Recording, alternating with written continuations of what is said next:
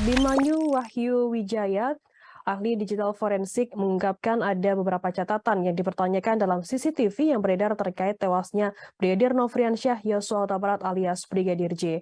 Ia mengungkapkan memang banyak yang percayai rekaman CCTV terkait kasus pembunuhan tersebut. Namun sebagai orang yang bergerak di bidang digital forensik, Abimanyu melihat banyak kejanggalan.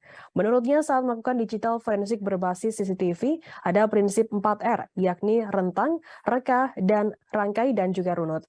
Rentang yang dimaksud adalah berkaitan dengan waktu, lalu merangkai dan merunut sebelum akhirnya peristiwa tersebut terjadi. Dengan mengetahui seperti itu, kemudian mendapatkan gambaran yang jelas dari konten. Yang melihat dari runutan CCTV belum seluruhnya menggambarkan peristiwa yang terjadi. Ada sebagian rangkaian peristiwa yang hilang dan tidak muncul.